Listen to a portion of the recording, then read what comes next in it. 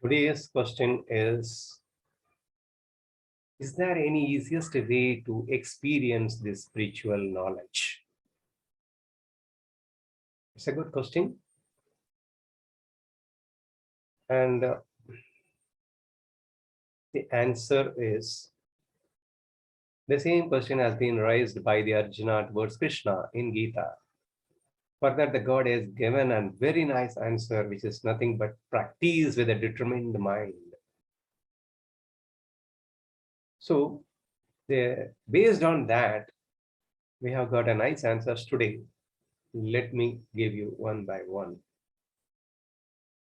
So, first thing what we have to do, let us start with the simple practices. Maybe waking up early in the morning, going to bed a little earlier,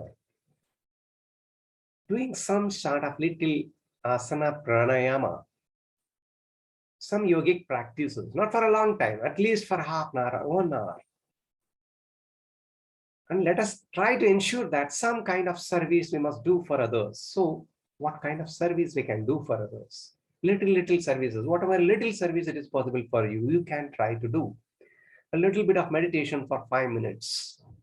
And having aware about the knowledge, or am I going in the path of Krishna? Am I having likes in doing this action? Am I having dislikes in doing the action? Thinking what is the thought patterns which is developing in my mind? Is it by its ego or likes and dislikes, or the thinking pattern is coincides with the thought gave by the Gita in the Krishna? So these are all the awareness we must try to have, and if we practice these kind of simple practices, then automatically, very easily, we can able to experience this spiritual knowledge. And the other answer is, yes, when we try to follow these kind of simple practices, always there is certain hindrances, hurdles we used to face it. What are the kind of hurdles we are facing it? Normally, we can say that sluggishness, then a little bit of another kind of an ego, as if that, hey, I have practiced well. See, they would have been practiced only for a week. They assume themselves that I have practiced well. With that assumption, they left the practice. So we should never leave the practice, even if become an expert, because experts never left their practice, even whatever the basketball or a football or whoever it may be. The Tendulkar, who is considered to be the world's best batsman, as long as he is playing the cricket, he used to practice continuously in the background. As he has been declared as the best batsman, so he never thinks that it is needless for me to practice again. It's not like that. Practice is a continuous process. So whether you become an expert or not become an expert, don't leave your practice. That is very essential part. And what else you do? Yeah. First, when we try to practice, we must know for what purpose we are doing this. And we should develop an interest and enthusiasm in practicing it. Only then we can continue the practice, because non-stop practice is essential. That is very important to achieve the spiritual experiences easily. But for that purpose, we need to have a purpose. I can give an example. See, a person is trying to practice a bicycle. He doesn't know how to ride in a bicycle, but now practicing it. But during practice, he may fall down several times, but he will never step back. The reason is he knows for what purpose he is falling down, for what purpose he is doing this practice, and what is the gain he is going to get after this practice. Similarly, whatever the spiritual practices we do, we must also know the purpose of this practice and the power of the profit which you are going to get after this practice. So that will give us a courage and enthusiasm to continue the practice. And one more thing, if you started doing the practice, please don't step back.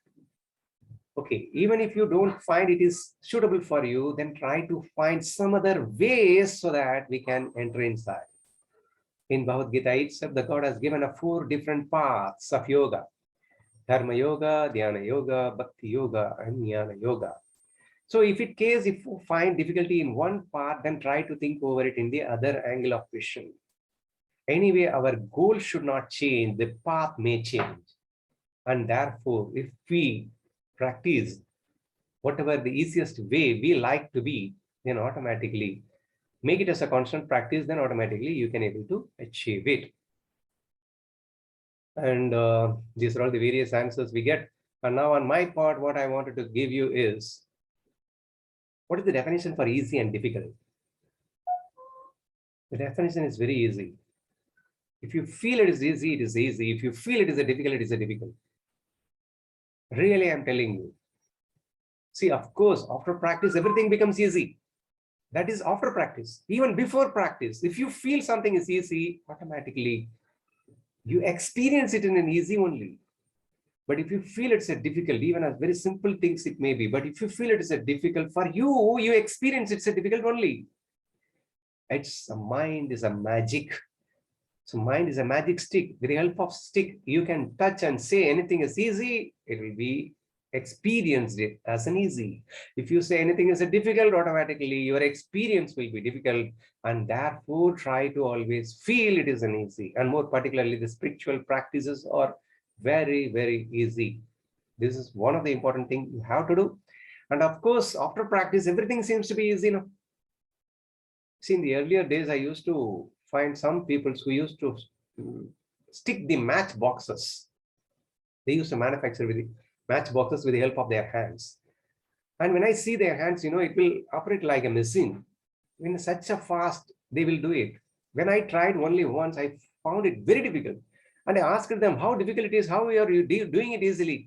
Initially, it will be like this only, but after a certain period of time, it will be easy for you also if you practice.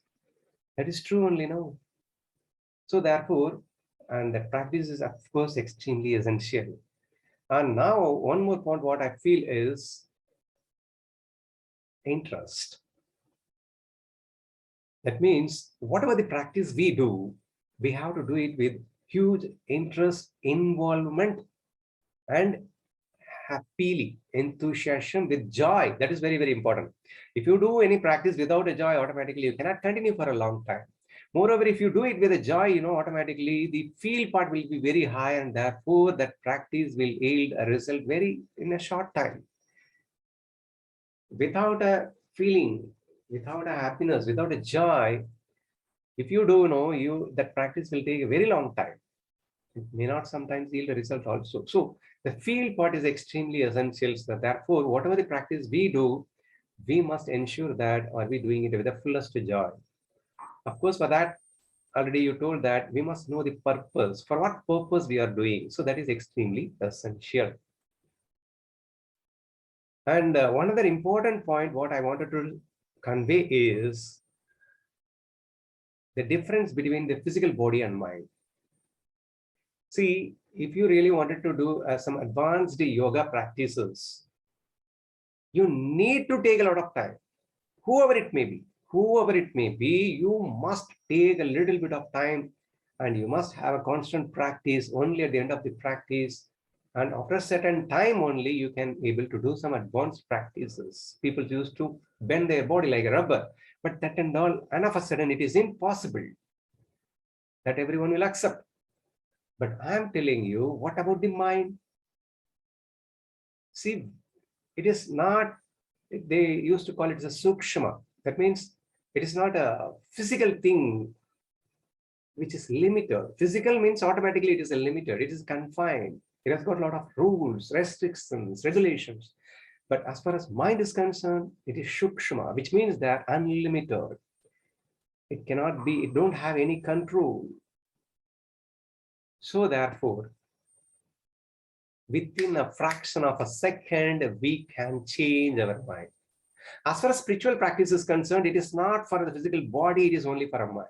In fact, yoga practices aims to change the mind through body, and therefore, the spiritual practices needs only the change in mind.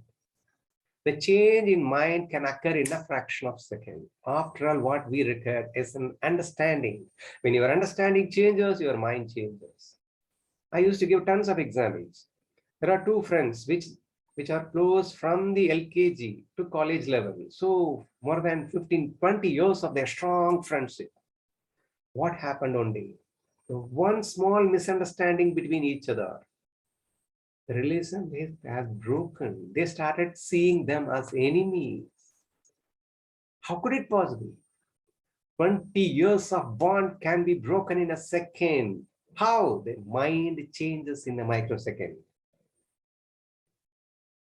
So, similarly, our age-old likes and dislikes, you may say that from previous births we have been taken all these things and everything. Okay, it's all because of wrong knowledge. But if we get a right knowledge, the moment if we get the right knowledge, automatically we can change our mind instantly, which means it is very easy, I'm telling you. I can give one more example. Say, for example, when I was going in a road, there was an elephant which is running behind me. I thought that the elephant has got some kind of mind change and therefore it is running behind me. So I was so, my heartbeat has risen and I'm afraid and I'm running. But after a certain distance, my friend came, hey, don't run, come on, cool down, cool down. It is my elephant. It is my pet. It will not do anything to you. Come on. The moment when he said, he's my thickest friend. So therefore, the moment I trusted his words, the same moment the heartbeat started decreasing, and my moment, the afraid has been completely vanished away, and I started feeling happiness. Why this extreme sorrow within a fraction of a second has gone away, and I started feeling the peace of mind by a small understanding. So if we 100% trust the Krishna, and if we are able to understand what the Krishna said in the Gita, the same moment you can experience this spirituality. It is such an easy thing. Unfortunately, we still not trust the Krishna 100%. We are not still trust the Gita 100%. And that is the problem. We are having trouble. So therefore, always try to understand that the spiritual practices is of course necessary to experience this spiritual bliss, but that is very easy, and easy or difficult is the word comes through what you feel. If you feel it is easy, it is easy. If you feel it is difficult, it is difficult. But yet again, I'm telling you, by one strong understanding, by one strong trust towards the Krishna, even within a moment, we can able to experience the spiritual bliss. When such is the case, my answer is experiencing the spiritual bliss is very, very easy.